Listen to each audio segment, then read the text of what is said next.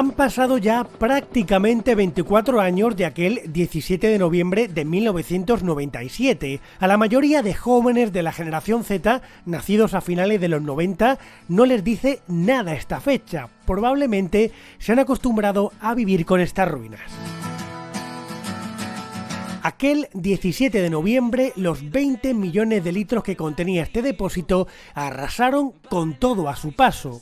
La riada llegó incluso a la Plaza de España.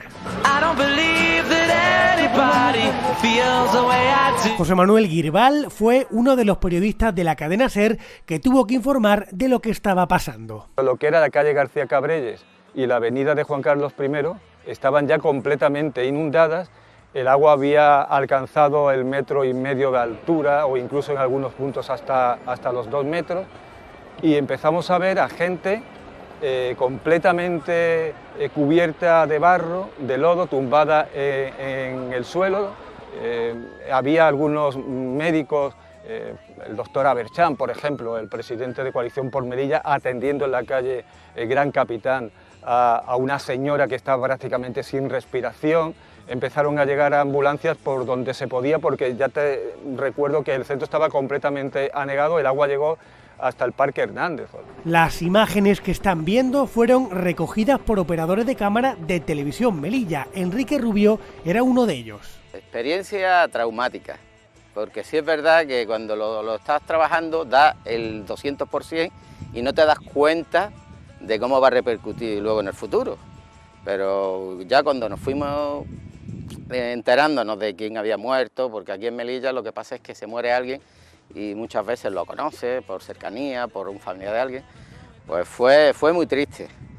Lo que pasa es que vino una cosa detrás de otra, después vino el accidente de avión también, tuvimos que meternos en Marruecos, grabar, o sea, no nos da tiempo a sentarnos y a ver qué es lo que ha pasado y cómo te sientes, es que no nos da tiempo.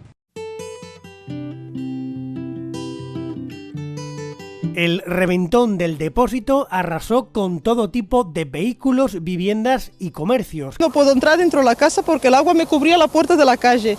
El otro negocio que tengo en el número 48 es de telas. Y tengo todas las telas manchadas de barro, pero todo el suelo, con 1 metro de barro que me entraba el agua por encima de la puerta. Eso ha sido de miedo, terrorífico. Nunca se ha visto una cosa así aquí en Melilla. Causó la muerte de 11 personas, más de 40 heridos y pérdidas millonarias que afectaron a más de 600 personas. La riada atravesó la barriada de Averroes, el polígono del Rastro y siguió su avance mortal a lo largo de la calle García Cabrelles y sus adyacentes.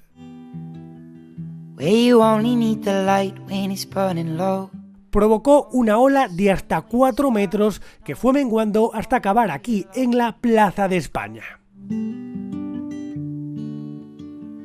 El depósito, construido por Fomento de Construcciones y Contratas, todavía no había sido entregado a la ciudad autónoma, estaba en fase de pruebas.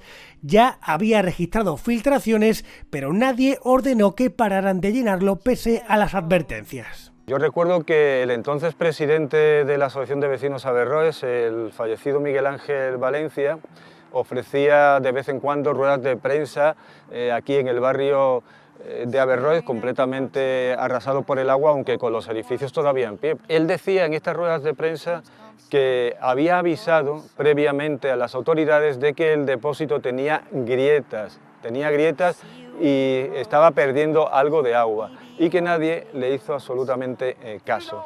Y estas ruedas de prensa se sucedían, esta agitación, digamos, social, se sucedían pues casi a diario. Se hubiera evitado estas muertes si la administración y los técnicos hubiesen sido un poquito más responsables. Si hubiesen hecho caso a la propia Asociación de Vecinos de Cabrils, Averroes, de la situación. Absolutamente nadie. Políticos, técnicos, sí, promesas políticas, vamos a asumir el problema. Hoy no estaríamos llorando a los 9 muertos en Melilla. Si la administración, tanto del Estado como autónoma municipal, hubiesen tomado cartas en el asunto, hoy esto se hubiese evitado. En lo que es a las denuncias del estado, del mal estado del depósito, eso es total y absolutamente falso. No ha habido una sola denuncia ni en el Ayuntamiento, ni en la Delegación de Gobierno, ni en el Ministerio de Obras Públicas, Transporte y Medio Ambiente, ni siquiera ahora mismo en el Ministerio de Fomento, ¿no? Se han detectado esas fugas, esas bajadas de nivel que bueno, que es la que intentábamos, de acuerdo con la Confederación, le intentábamos y comunicábamos a la Confederación que queríamos que trataran de paliarlas, pero no ha habido ninguno y el depósito que está al lado no tiene ningún tipo ni de grieta ni de fisura. Gracias a la labor de los compañeros de Televisión Melilla, hoy podemos ofrecerles todas estas imágenes. La Pública emitió un especial informativo el mismo día de la catástrofe. El ya difunto Fernando Belmonte dirigió con maestría este programa donde se iban emitiendo las imágenes que se acababan de grabar. Buenas tardes, estas son imágenes de la devastación causada en nuestra ciudad a lo largo de esta mañana a consecuencia de la fractura de los muros del depósito.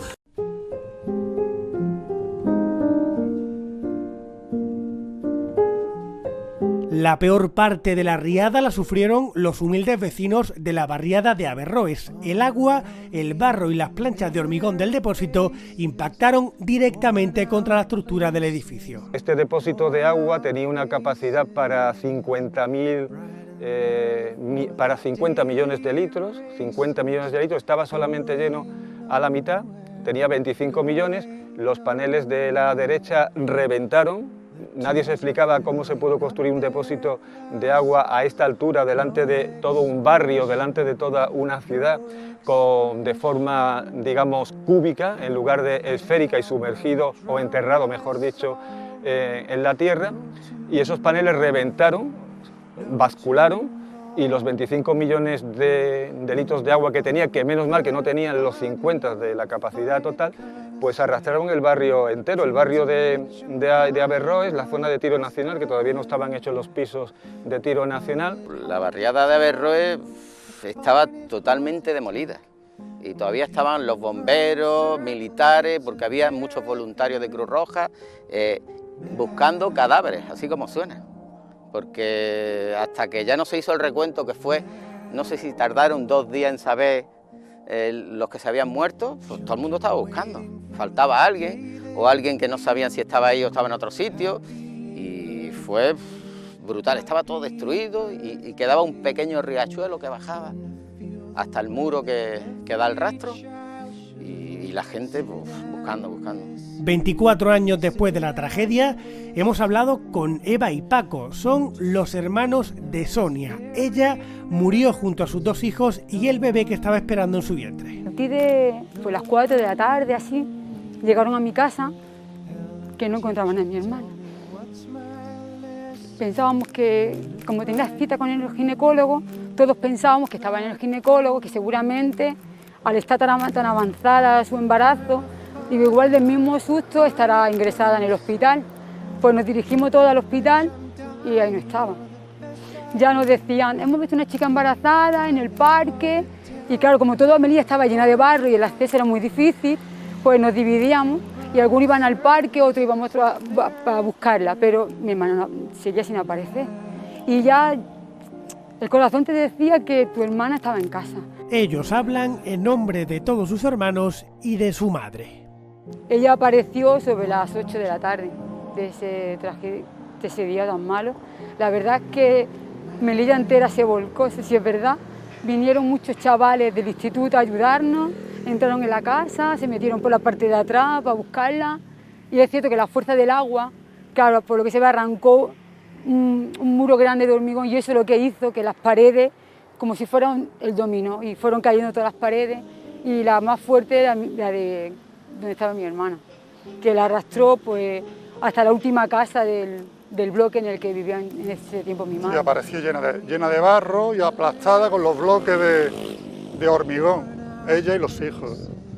Y creo que mi hermana la encontraron abrazando a uno de sus hijos también.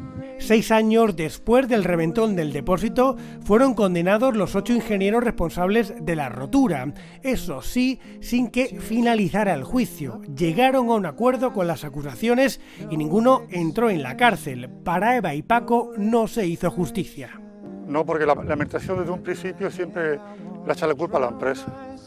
La empresa era la que tenía que responder, la empresa era la que tenía que indemnizar a las víctimas. Pero bueno, la ciudad autónoma tiene ingeniero, tiene perito, tenía un consejero de medio ambiente. Pues no hubo nada. un depósito que si llega a reventar de noche, no hablamos de 11 víctimas mortales, eso es lo primero. Esto hubiera sido una catástrofe y encima de niños, porque las habitaciones estaban abajo. Hemos sido los más afectados, pero luego digo, después de te queda gracia, porque si llegase de noche, yo no sé la de muertos que hubiera habido. Al margen de las responsabilidades penales, no se depuró ninguna política. Nadie dimitió por la tragedia. Nadie pidió disculpas, no hubo ninguna dimisión. Fue la justicia quien tuvo que dirimir posteriormente las responsabilidades sobre la situación y lo ocurrido en este depósito. 24 años después, Eva y Paco sienten que la administración les ha dado de lado. Lamentan que la tragedia del depósito se haya olvidado con el tiempo y con ella las víctimas como Sonia y sus hijos. Ambos se preguntan por qué, 24 años después de la tragedia, siguen en pie las ruinas del depósito de la muerte. Pues imagínate, mi madre vive aquí al lado, entonces el pasar cada día por aquí es que te revive esa pena. No es cada aniversario, es cada día, porque cada día tenemos que pasar a ver a mi madre y cada día lo ves y cada día dices, joder, que siga ahí todavía, y te remuerde todo, porque es triste que nadie haya sido capaz de decir vamos a quitar esto, porque no es un monumento de agradar, es más tristeza para las víctimas. Somos los dos, pero hay más víctimas, son 11 personas que fallecieron, y yo creo que si pasan por aquí sentirán lo mismo que nosotros, que ese dolor, aunque no se va, pero si pasa, vuelve a revivir con más pena todavía. Es imposible de asimilarlo, y más si estás viendo el monumento ahí tan espléndido que nadie hace nada, ni nadie lo quita. Sí, es que luego aparte, ese mismo año, murió un hermano mío también con 20 años, en febrero, en marzo. Murió con 20 años. Y ese año pues fue, para la familia, pues mortal, fatal. Y recordando a mi hermano que falleció en marzo, luego viendo el monumento que es un monumento, creo que un holocausto, porque eso parece más que nada un monumento a la muerte de las personas que han caído y sigue en pie, pues nos parece lamentable que siga en pie y no haga una cosa recordando a las víctimas que murieron, que fueron víctimas, que le pillaron a mi hermana en su casa, a otro en el carrillo que estaba frente al mercado, y no se le recuerda, y nadie pues ni nos llama para darnos el pésamo después de 24 años, y creemos que las víctimas están olvidadas por parte de la administración. A lo largo de este cuarto de siglo han sido diversas las propuestas para sustituir las ruinas del depósito. Ninguna se ha ejecutado.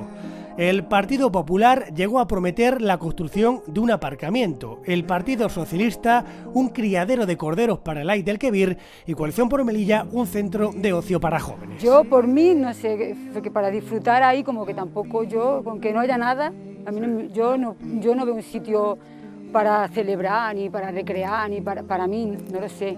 Yo con que lo quitaran, yo me conformaba. No ve la ruina esa, que quite esa ruina y no recordarnos cada vez que pasamos la tragedia que pasamos nosotros, que lo echaran abajo. Yo bajo mi opinión, yo pienso que hay cosas que no tienen que estar, porque precisamente lo que hacen es recordar lo que pasó.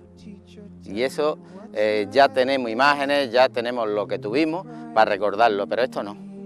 Porque yo me imagino que las personas que hayan tenido un familiar que ha fallecido, pues ven esto y lo ven como... les tiene que dar rabia. Ahora, Coalición por Melilla en el gobierno de la ciudad ha anunciado en primicia para este reportaje que antes de que finalice la legislatura, el depósito será historia. Yo creo que es que no cabe otra, es decir, ese es un monumento a qué, es decir, qué sentido tiene mantener esa estructura. No sé si quedan debajo de esa zona algún tipo de caudal de agua, es decir, algún almacenamiento de agua, que creo que no. Pero bueno, para eso tenemos técnicos en la ciudad muy competentes, nos dirán, pero la idea es, lógicamente, tirar todo eso y dejarlo diáfano. En su lugar proyectan un parque en memoria de las víctimas. La idea de este consejero, de este gobierno, es hacer un parque bueno, de paseo, un parque también un poco en recuerdo a las víctimas de ese día, de ese fatídico día, parque de paseo, una zona de ocio, sin ningún tipo de construcción, porque es una zona militar muy comprometida para que te den autorización, y una vez que tengamos el proyecto se lo vamos a llevar a la Comandancia General, en este caso a los militares, si dan su aprobación, porque está cerca de un polvorín, en una zona de seguridad. Si no dan su aprobación, esa zona se convertirá, si no todo, una parte importante en una zona pues de recreo, de paseo, un poco integral, un poco a Los Pinos, ¿no?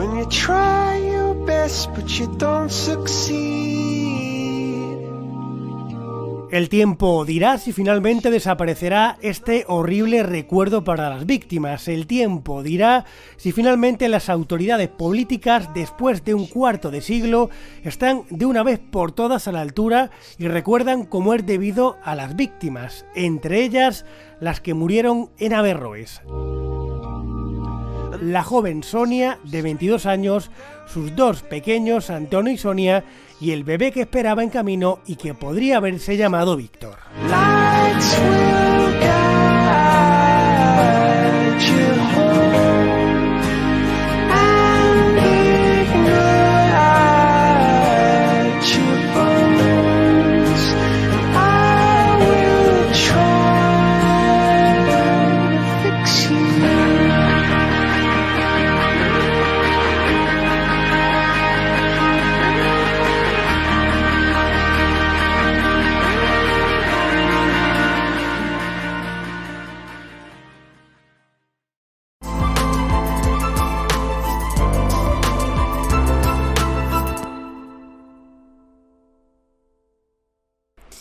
La ley educativa contempla en estos momentos que en las aulas de primaria debe haber un máximo de 25 alumnos y en casos excepcionales se puede llegar hasta una media de 27,5 alumnos por aula, unas cifras que en la mayor parte de los centros escolares de la ciudad se supera.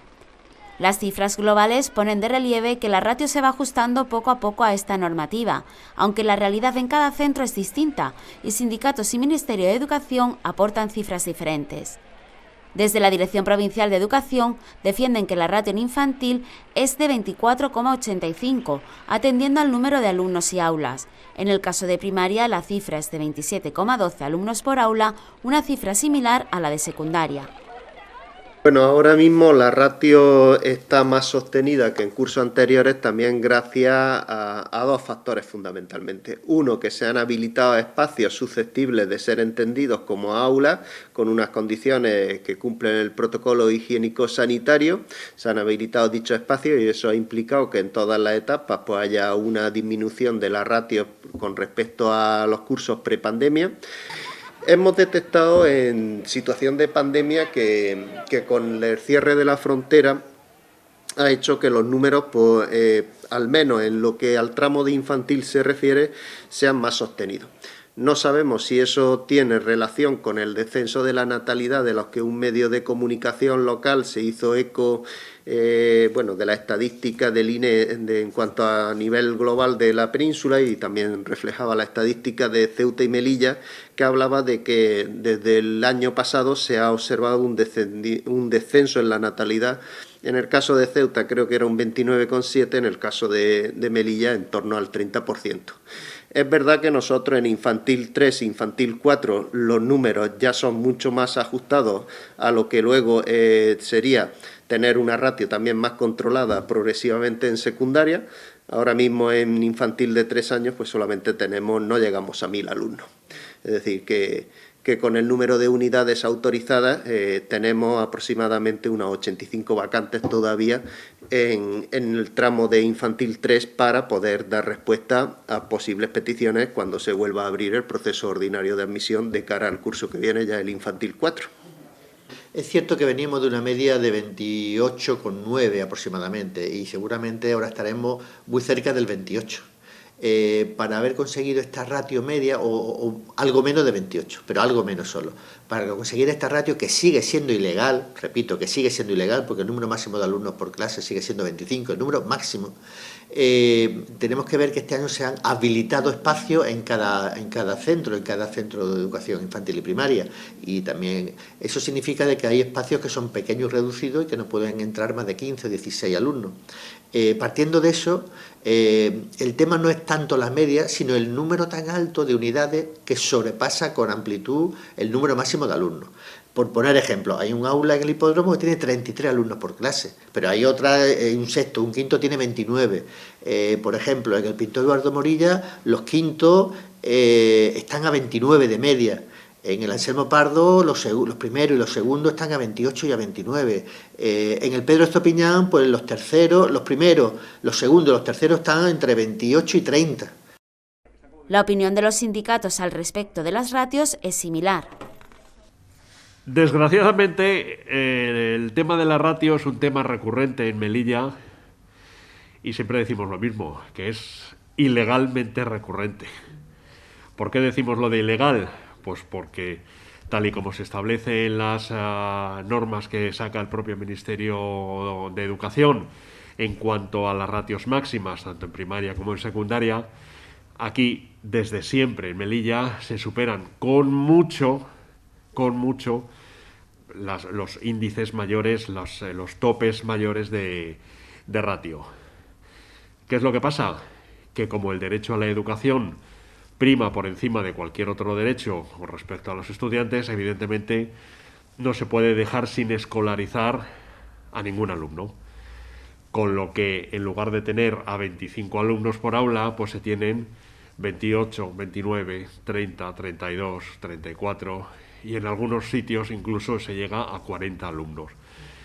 Las ratios siguen muy elevadas, elevadísimas, que en primaria infantil, por ejemplo, están por ley a 25, cuando el 90% de la aula está por encima de los 25, incluso he estado en aulas con alumnos con más de 30 alumnos, por lo que no se está cumpliendo.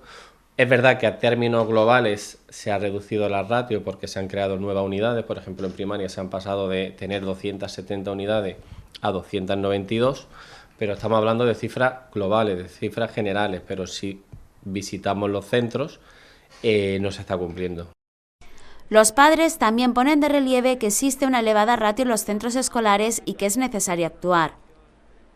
No salen mucho las cuentas porque entendemos que hay centros que tienen son bastante elevados, ¿no? Conocemos, por ejemplo, que hay algunos centros que tienen algunos aulas hasta con 36 alumnos, en el caso sería el hipódromo, por ejemplo, tiene un aula con 36 alumnos. El promedio todavía es mayor si metemos a los alumnos de la concertada, ¿no? Los alumnos de la concertada, el ratio está muy alto debido a la gran demanda que tienen de estas plazas y de hecho conocemos, por ejemplo, que el Buen Consejo tiene un aula de sexto con 42 alumnos. Sindicatos y padres destacan el esfuerzo que en el último año se ha hecho para contar con más espacios en los centros escolares por parte tanto de los equipos directivos como del propio Ministerio, para mantener además el cupo COVID con más de 170 profesores de refuerzo, pero señalan que para acabar con las elevadas cifras de alumnos en las aulas hay que pasar por la construcción de más centros escolares y poner en marcha infraestructuras para albergar a más estudiantes. Pero mientras se llega a esa solución hay que buscar otros espacios alternativos. Yo sé de que en los centros se ha hecho un gran esfuerzo para buscar esos espacios y se han propuesto distintos espacios.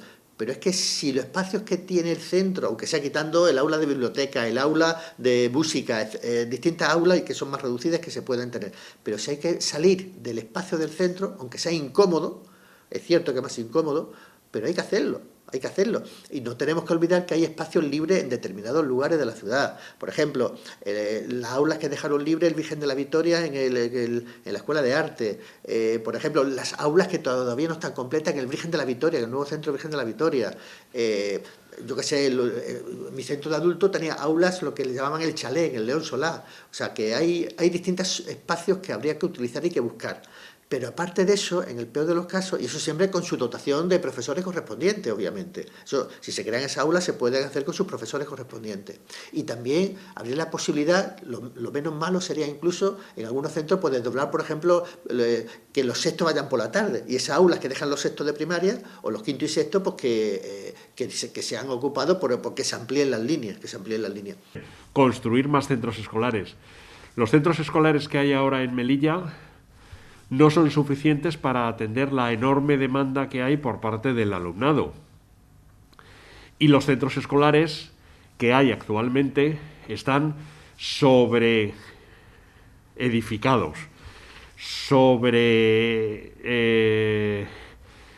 aprovechados. En cualquier espacio en el que uno se meta, pues hay aulas, han tenido que tabicar aulas grandes para hacer dos pequeñas, han tenido que aprovechar espacios que en un principio no estaban previstos para ser clases normales, se han tenido que aprovechar otros espacios como bibliotecas, salas de reuniones, etcétera, para poder hacer todas las aulas con el objetivo, pues, de dar una atención más o menos adecuada, pues, a todos los alumnos y a todas las clases. En estos momentos se está construyendo el Colegio de Gabriel de Morales, un centro que en 2019 comenzó a ejecutarse y que se espera que abra sus puertas para el curso 2022-2023. Entonces estamos hablando de 4 años como mínimo para una construcción de un nuevo centro educativo, por lo que nosotros requerimos a todas las autoridades competentes que se invierta más en infraestructuras educativas porque es necesario. La Dirección Provincial de Educación sigue trabajando para buscar alternativas. Aprovechando la visita del director general de Planificación y Gestión Educativa, que estuvo aquí en Melilla, bueno, y los responsables de la Subdirección General de Centros, que es el órgano inferior, y que la dirección general de la que dependemos orgánicamente las dos direcciones provinciales, la de Ceuta y la de Melilla, sí hablaba de la necesidad de seguir potenciando las obras públicas. Ya hemos podido en estos años pues gestionar obras que que habían finalizado pero no tenían la licencia de ocupación, otras que estaban en marcha pero no estaban acabadas, que también se han acabado. Y el Gabriel de Morales, pues es una obra que está ya muy avanzada en cuanto a su estado de construcción.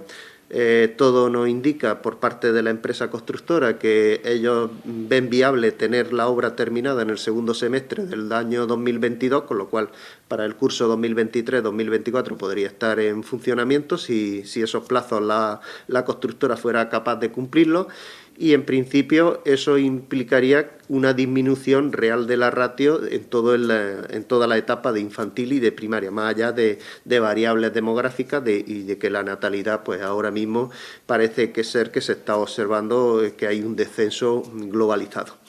Las elevadas ratios y las singularidades de Melilla hacen que las cifras de fracaso y abandono escolar sean muy elevadas y es necesario contar con planes que erradiquen esto y que en definitiva mejoren la calidad de la enseñanza. La calidad de la enseñanza, una ratio más ajustada a normativa siempre incide en unos parámetros de calidad, eso está claro. A nivel nacional, la media de alumno por aula es de 20,8, un índice al que los sindicatos pretenden llegar. Eso significa de que nuestro alumnado no pueden recibir la misma atención que tienen los otros alumnados nuestros de la península y obviamente el profesorado tiene una carga de trabajo muy superior que se tiene en otros lugares, en otros espacios.